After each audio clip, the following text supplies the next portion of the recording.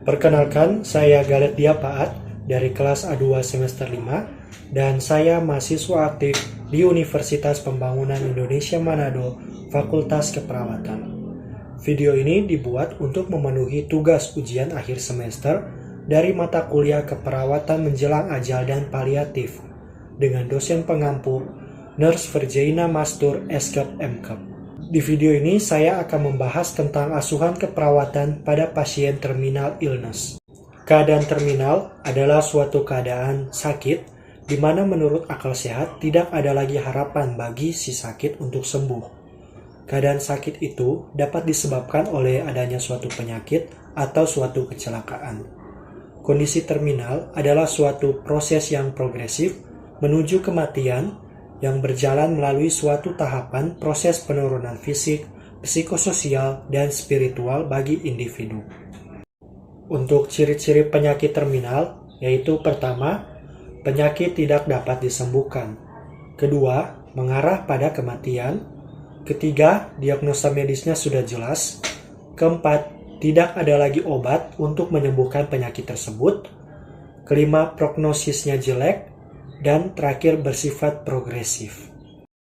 Saat pasien atau keluarga pasien mendapatkan kabar bahwa penyakit pasien tidak dapat disembuhkan, akan muncul fase penolakan yang disebut juga dengan tahap berduka.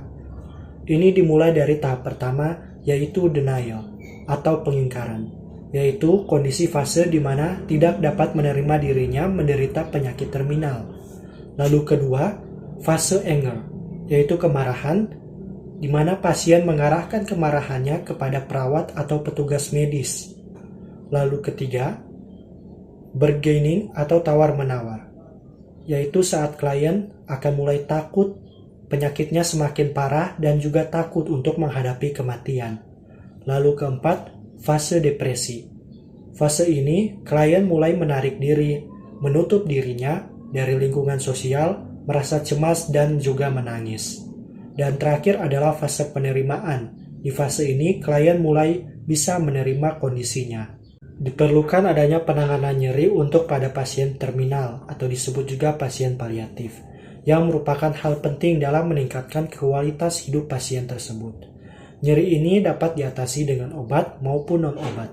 Pasien paliatif juga bisa diberikan terapi alternatif selain terapi konvensional atau pengobatan, yaitu seperti terapi komplementer. Terapi komplementer ini yang bisa dilakukan antara lain akupuntur, kiropraktik, aromaterapi, meditasi, dan pilates dan yoga. Untuk asuhan keperawatan, ini dimulai dari pengkajian. Perawat mengkaji identitas klien dan keluarga klien, mengkaji riwayat kesehatan klien, mengkaji kebutuhan dasar klien, mengkaji pemeriksaan fisik, mengkaji data penunjang, dan mengkaji kondisi keluarga klien dalam menghadapi kondisi klien, serta kesiapan kehilangan dengan mengikuti 5 tahap berduka.